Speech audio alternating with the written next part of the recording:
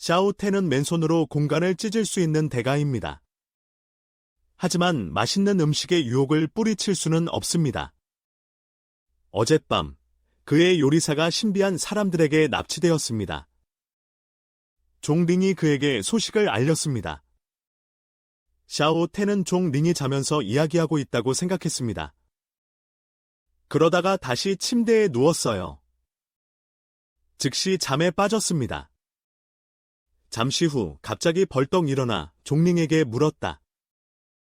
종 형제는 실제로 끌려갔습니다. 종링과 루예는 말문이 막혔습니다. 왕자가 행복하다고 불평만 하세요. 하지만 앞으로는 롤플레잉을 하지 마세요. 샤오텐은 침대에서 걸어 나왔습니다. 그가 단지 농담을 했다는 것을 나타냅니다. 어제 그의 아내가 궁전에 없었던 것도 당연합니다. 그런 일이 있었어요. 누가 감히 제국 도시에 소란을 일으키겠습니까? 루예는 샤오텐에게 상기시킵니다. 왕자 폐하, 잊으셨나요? 어젯밤에 자신을 납치한 검은 옷의 살인자. 옆에 있던 종링은 루인의 말을 듣고 충격을 받았습니다. 이 사람은 생활에 지쳤습니까? 감히 왕자의 궁전에 와서 죽겠습니까? 루옌이 어젯밤에 일어난 일을 설명했습니다. 살인자의 6레벨 영적 무기가 왕자의 머리를 뚫고 산산조각이 났습니다. 그러자 왕자는 부러진 칼날을 손에 쥐고 가지고 놀았습니다. 왕자는 상대방이 자신의 실수를 인정하는 한글을 놓아주기로 동의했습니다. 하지만 범인이 소리를 내지 못하도록 목을 꼬집었습니다. 상대방은 자비를 구하는 몸짓만 할 수 있습니다. 하지만 왕자는 그것이 도발이라고 생각했습니다. 그냥 맨손으로 공간을 찢어 상대를 던져 넣으면 된다. 종링은 이 말을 듣고 다음과 같은 느낌을 받았습니다. 비열한 수준이 있는 경우 왕자의 비열함은 최고 수준입니다. 이 순간 샤오텐은 깊은 생각에 빠졌습니다. 흑영궁은 자신을 표적으로 삼을 수밖에 없을 정도로 남을 괴롭히고 있다. 종링과 루예는 왕자의 뜻을 이해하지 못합니다. 샤오텐은 손을 펴고 그들을 바라보며 말했습니다. 그는 다얀의 왕자가 된 이후로 평화를 유지해왔습니다. 먹고 마시고 놀면서도 누구에게도 화를 낸 적이 없어요. 처음에는 흑소궁에 있던 그 노인이 있었어요. 그는 갑자기 나에게 문제를 일으키기 위해 칭엔 마운턴에 왔습니다. 이번에는 자비를 구하느니 차라리 죽기를 원하는 또 다른 살인자가 파견되었습니다. 인식 능력이 꺼진 상태에서 그를 암살합니다. 게다가 다얀 왕조는 인구가 많았습니다.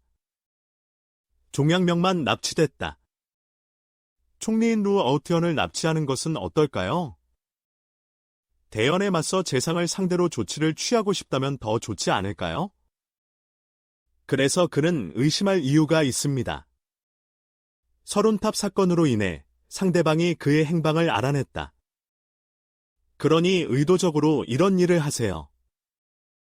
나는 단지 그가 조치를 취하기를 원할 뿐입니다.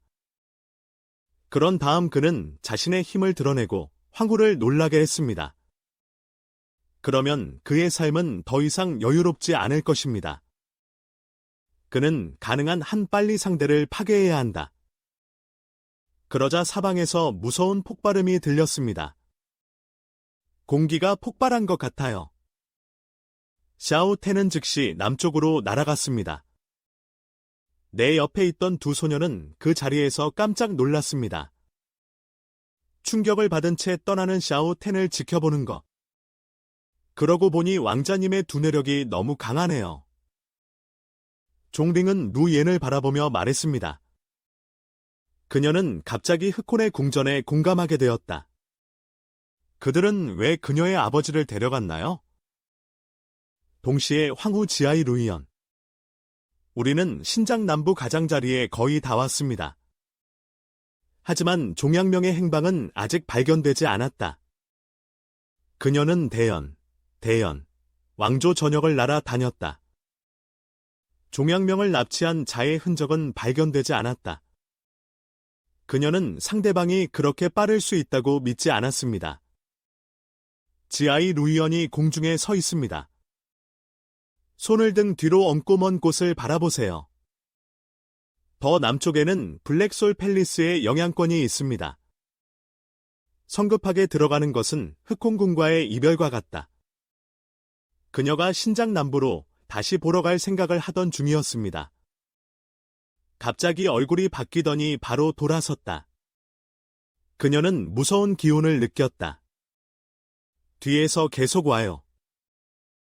너무 많이 생각하기 전에? 그녀는 지나가는 인물을 발견했습니다. 격한 기류에 그녀는 잠시 균형을 잃었다.